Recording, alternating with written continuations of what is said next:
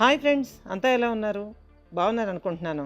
మీ అందరికీ నచ్చేటటువంటి horror ఎలిమెంట్తో horror and mystery కలిపి బాగా దట్టించి రాసినటువంటి మిస్టరీ నవల, అట్లాగే హర్రర్ నవలగా కూడా చెప్పుకోవచ్చండి, మన జయంత సేన.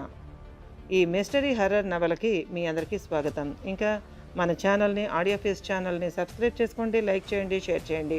అట్లాగే కామెంట్స్ రూపంలో మీరేమనుకుంటున్నారో తెలియచేయండి. ఇక ఆలస్యం చేయకుండా మనం మెయిన్ స్టోరీలోకి అయితే వెళ్ళిపోదామండి.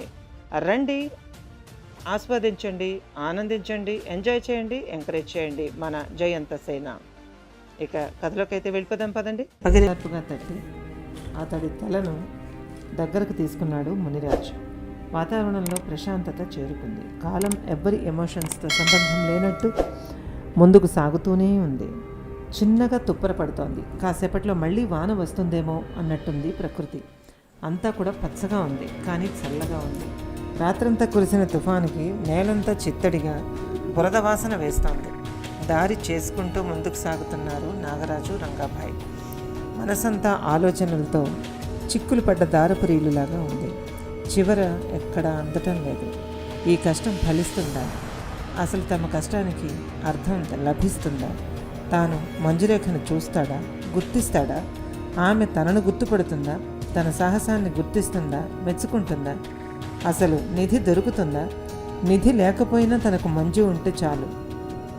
అందరూ అదే పోలికలతో పుట్టామని, అలాగే ఉన్నామని, అప్పుడెలా ఉన్నామో ఇప్పుడు అలాగే ఉన్నామని, చిన్న చిన్న తేడాలు తప్ప చెప్పుకోదగ్గ తేడాలు లేవని తన తాతగారు చెప్పారు. అప్పటి చిత్రపటాలని కూడా చూశాడు అతను. ఎంత అందం! ఒక్క క్షణం తన కళ్ళను తనే నమ్మలేకపోయాడు. అదే పోలికలతో ఇప్పుడు కూడా ఉండి ఉంటే అలాంటి అందగత్తె అయినటువంటి అమ్మాయి కోసం హత్యలు చేసినా తప్పలేదు. అయినా తనకేం తక్కువ? అప్పుడు తన సంగతి ఏమో కానీ ఇప్పుడు తన అందగాడే. సాహసానికైతే ఏమీ తక్కువ లేదు. అతడి చెయ్యి ఆటోమేటిక్గా మీసం మీదకు చేరుకుంది. అది చూడనే చూశాడు నాగరాజు. లోపల హేళనగా నవ్వుకున్నాడు. నిధి దొరకని కసిగా అనుకున్నాడు. నిధుల విషయంలో ఆ వంశీకులు ఉంటేనే దొరుకుతాయట. ఇతరులు ఎంత కష్టపడినా నిధిని తాకలేరట. వాటికేవో శక్తులు కూడా కాపలా ఉంటాయట.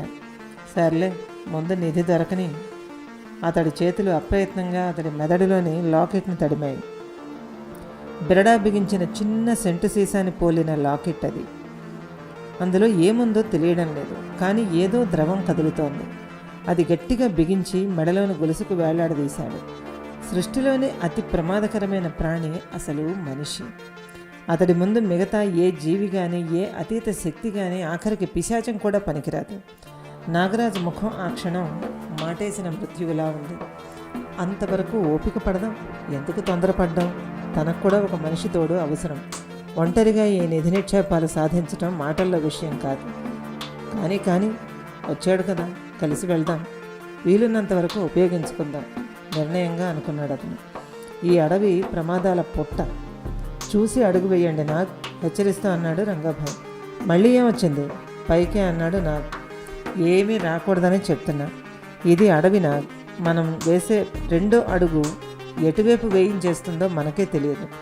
ఎందుకైనా మంచిదని చెప్తున్నా అన్నాడు రంగాభాయ్. ఏమో, అంతా మీరే చూసుకోవాలి. నాకు ధైర్యమే లేండే నవ్వుతూ అంటూ ఇద్దరు అలా ఏదో చిన్నగా మాట్లాడుకుంటూ ముందుకు సాగసాగారు. ఒకవైపు అడవి పలచబడడం మొదలైంది. రాళ్ళు, గుట్టలు దారిలో చోటు చేసుకుంటున్నాయి. దట్టమైన చెట్లు కూడా అలాగే ఉన్నాయి. దాదాపు 1 గంట నడిచిన తర్వాత నడక దారి స్పష్టమైంది. పరిసరాలను గమనిస్తున్న రంగా ముఖం వికసించింది. అదిగో దగ్గరకు వచ్చేసాం అన్నాడు అతను ఉత్సాహంగా. నిధి దగ్గరగా ఆత్రంగా ముందుకు వస్తూ అన్నాడు నాగరాజు. అతడి ఆత్రానికి వింతగా చూస్తూ, చచ, దాదాపు ఫారెస్ట్ దాటాం. నిధి గురించి నాకు మాత్రం ఏం తెలుసని మ్యాప్ చూడాలి నెమ్మదిగా అన్నాడు. తన తొందరపాటికి లోలోన సిగ్గుపడ్డాడు నాగరాజు. తను అడగకుండా ఉండాల్సింది అనుకున్నాడు రంగా ముఖంలో కదిలిన భావాలను చూస్తూ. ఇక్కడ ఆగుదాం అన్నాడు రంగా ఓ చెట్టు దగ్గర. ఎత్తైన రాతి బండ ఒకటి ఉంది. కూర్చోవడానికి పనికిరాదు కానీ పర్వాలేదు. మ్యాప్ తీసి బ్యాగ్లోంచి రాతి మీద పరిచాడు. ఏవేవో గుర్తులు. నాక్కి ఒక్కటి కూడా అర్థం కాలేదు. ఏమైనా ఆచూకీ దొరికిందా? వింటున్న రంగా ముఖం కఠినంగా మారిపోయింది. మిస్టర్ నాగ్, నాకు తెలీదు. మీలా నేను మొదటిసారి వస్తున్నా. రోడ్డు ఎక్కగానే అన్నీ ఎదురు కావడానికి ఇది సిటీ కాదు, చిట్టడవి. రాత్రి జరిగింది చూశారుగా, అప్పుడే మర్చిపోతే ఎలా?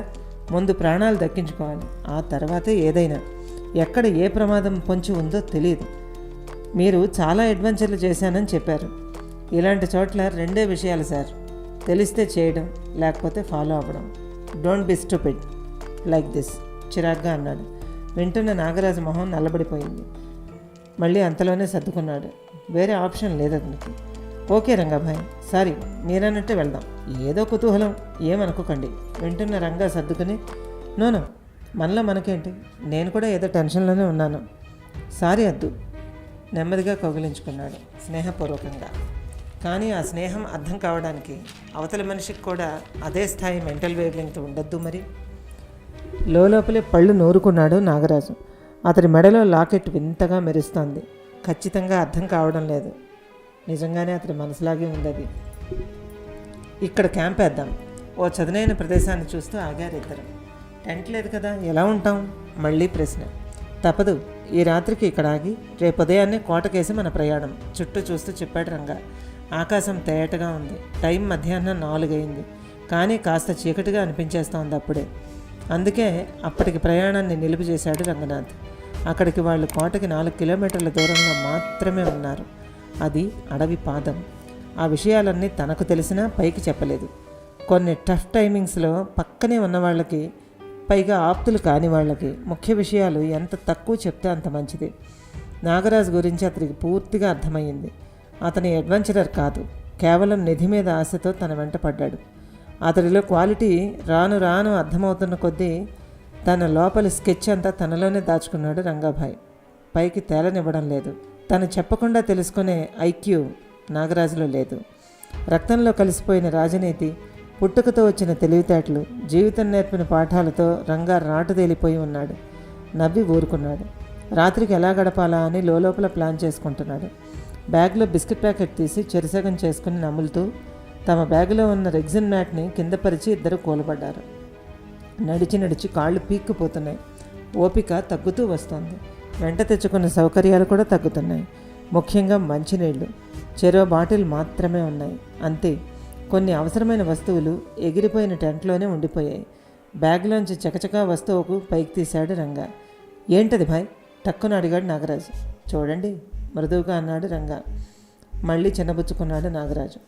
కవర్ తీసి బటన్ నొక్కగానే విశాలంగా పరుచుకుంటూ విచ్చుకుంది అంబ్రెల్లా. దాని రాడ్ పొడవు బాగా ఎక్కువగా మాత్రం లేదు. అడవిలోని గాలికి ఆగుతుందో లేదో కూడా తెలియదు, చూడాలి. చుట్టూ చూసి ఒక బలమైన చెట్టు కొమ్మను తీసుకొచ్చి చుట్టూ ఉన్న కొమ్మలు నరికి కొంత శ్రమతో దాన్ని నేలలోకి దించాడు. వానతో నేల తడిసి ఉందేమో, నెమ్మదిగానే దిగింది. హెల్ప్ మీ పిలిచాడు. కనీసం తనతో వస్తున్నవాడు శరీర శ్రమ అటువంటి పరిస్థితుల్లో చేస్తున్నాడు, తనలాగే శ్రమపడ్డాడు. కనీసం వెళ్ళి సహాయపడదామన్న మినిమం కామన్ సెన్స్ కూడా నాగరాజు పాటించలేదు. గుర్తించాడు రంగాభాయ్. ఇద్దరు కలిసి మరింత లోతుగా దృఢంగా పాతారు ఆ కర్రని. ఆ కర్రకి ఈ అంబ్రెల్లాని గట్టిగా రోప్తో కట్టారు. దాని మీదనున్న పువ్వు లాంటి దాన్ని వదిలి చేయగానే జిప్తో అంబ్రెల్లా చుట్టూ సన్నని పరదాల వాలింది నెట్. దోమతెరలాగా ఉందది. ఆ గొడుగు వైశాల్యం 6 అడుగులుంది, ఇంకా ఉంది. ఇది గైస్ ఈ పార్ట్. ఎలా ఉంది? మీరేమనుకుంటున్నారు? మీకు కూడా నచ్చింది అనుకుంటున్నాను.